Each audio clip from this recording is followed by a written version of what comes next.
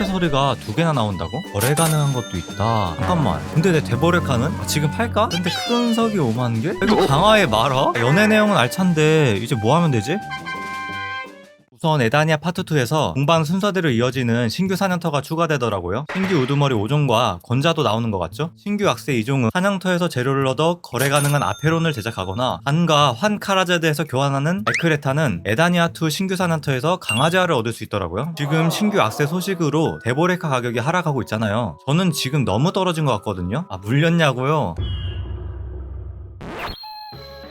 암튼 두 장비의 예상 구조를 보면서 이야기해볼게요. 먼저 카라자드에서 승계되는 에크레타부터 보겠습니다. 에크레타는 인과의 파편석을 사용해서 강화하는데요. 강화 제어가 부위별로 나뉘어 있더라고요. 종류에 따라 같은 종류의 데보레카가 필요할 수도 있습니다. 우선 에크레타의 능력치는요, 반 카라가 노강, 한 카라가 유로 교환된다길래 둘 다 교환 메리트를 준다는 가정을 했고요. 공개된 유와 풍, 한 단계의 능력치를 참고해서 수치화해봤습니다. 그리고 단 카라자드에서 환 카라자드 강화 메리트가 떨어졌다는 말도 있어서 노강 에크레타 에서 유 단계까지 비용을 계산해 봤는데요. 214억밖에 안 되네요. 기존 가치를 보존한다고 한다면 인과의 파편석이 메어져야 하잖아요. 노강에서 유까지 파편석 기대 소모량은 약 14.7개니까 하나의 체감 가치가 100억 원 나와야 되거든요. 거래가 가능하다면 현존 100억짜리 재화 하나를 얻은 만큼 사냥 시간이 들어갈 수도 있습니다. 그런데 푸른석을 팔상점에서 사게 하려면 은하를 얻는 시간보다 강화 제한은 조금 더 잘 나와야 하거든요. 그러니 강화 제한은 어느 정도 나오되 거래소 등록은 막을 것 같고요. 획이 높아질수록 파편석 획득 확률도 올라가고 몇 단계를 강화한 뒤 다음 사냥터로 넘어가는 구조에 가까울 것 같아요. 에다니아 파트 1처럼 일부 핵심 재료가 낮은 사냥터에서는 아예 나오지 않을 수도 있다고 보거든요. 예를 들어 공격력이 많이 오르는 먹거리는 최상위 사냥터에서만 나오는 거죠. 귀걸이와 반지, 허리띠와 목걸이 순서로 파밍하게 만든다면 효율이 좋은 부위만 먼저 강화하는 것도 어렵습니다. 사다리처럼 올라가는 현상을 막게 되는 거고요. 어쩌면 이번 패치가 스포트 리셋에 더 가까운 구조라면 그 반대가 되긴 할 거예요.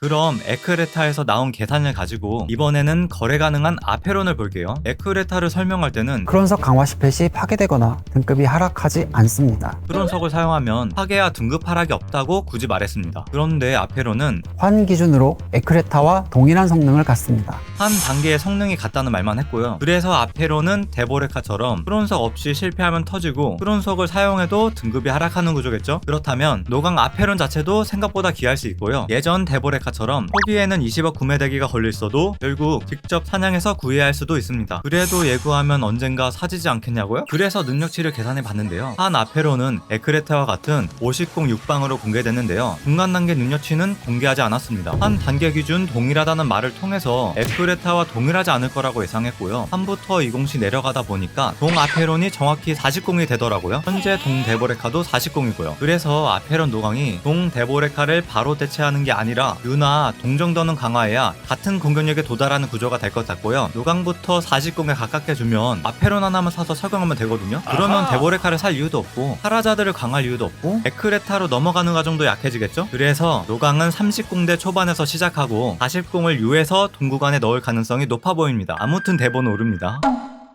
노강 아페론을 20억으로 잡고 강화 확률과 크론석을 계산해봤는데요. 표대로라면 동 아페론까지 약 1,900억이 들어갑니다. 등급 하락 복구 비용도 빠진 금액이고요. 아페론을 동 데버와 같은 40공까지 강화하는 비용으로 비교해봤는데요. 그러면 아페론이 나온다고 동 데버레카가 바로 쓸모 없어지는 건 아닌 거죠. 제가 지금 데버레카 가격이 너무 많이 내려갔다고 보는 이유도 이거예요. 신규 사냥터에서는 데버레카보다 아페론 제작 재료와 인과의 파편석이 나올 것 같습니다. 대신 황해도 검은 사당에서는 신규 도전 단계가 추가된다고 하네요. 데보레카나 관련 제안은 이런 주간 콘텐츠에서 공급할 수도 있겠죠. 피해 재단과 불멸의 나락도 확장되고 우두머리 보상도 올라갑니다. 신규 장비로 크론석과 은화, 강화 제화를 쓰게 만드는 만큼 기존 콘텐츠의 보상도 같이 늘리는 것 같습니다. 피해 재단 심연의 한상은 삭제될 예정이니 기존 보상이 필요하면 개편 전을 확인하시고요. 하이퍼 부스트로 신규 유저는 해고 방어구와 동거운별, 동카라자드와 근황까지 빠르게 올라가는데요. 동카라자드도 확정 강화로 2개 획득 가능하다고 하고요. 그러면 보스 방어구와 카프라스, 기존 중간 액세서리를 거래소에 구매할 이유는 줄어들고요. 대신 동카라자드 이후부터는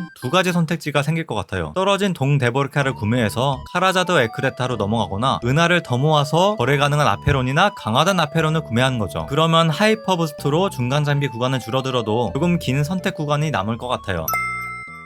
결국 확인해야 하는 건 두 가지인데요. 아페론이 동대보와 같은 공격력이 어느 단계부터 도달하는지, 그리고 인가의 파편석을 거래할 수 있는지입니다. 제 예상대로라면 동대보와 카라자드의 성장선이 어느 정도 유지되고요. 기존 장비 강화를 멈추고 아페론과 크론석을 준비해야 합니다. 업데이트가 2주도 안 남았으니 가능한 작은 보존을 하는 걸 추천드리고요. 특히 느비 복귀자분들은 강화와 장비 구매를 멈추고 하이퍼 부스트부터 하면서 패치를 보면서 천천히 진행하시면 될 것 같습니다. 여러분들 생각은 어떤지 한번 댓글로 달아주시면 큰 도움이 될 것 같습니다.